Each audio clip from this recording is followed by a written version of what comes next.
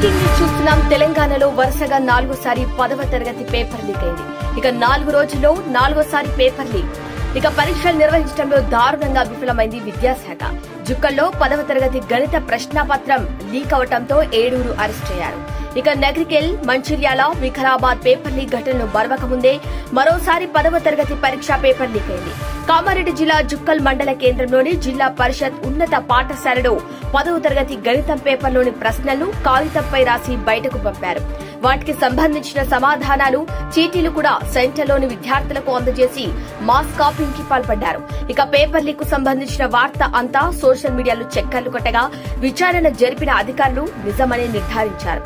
పరీక్షా కేంద్రంలో విధులు నిర్వర్తిస్తున్న chief superintendent Sunil, department officer Bhim, invigilator దీపికలను విధుల నుంచి సస్పెండ్ చేస్తూ డీఈఓ నిన్న రాత్రి ఉత్తర్వులు జారీ చేశారు.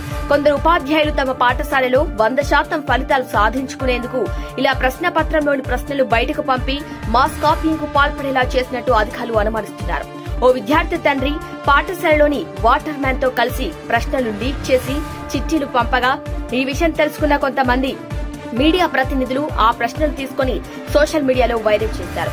ఈ వ్యవహారంలో 2 విద్యార్థులు, 2 మీడియా ప్రతినిధులు, విద్యార్థి తండ్రి, వాటర్ మ్యాన్, జీపీ కారోబార్ మొత్తం 7 పోలీసులు అరెస్టు చేశారు.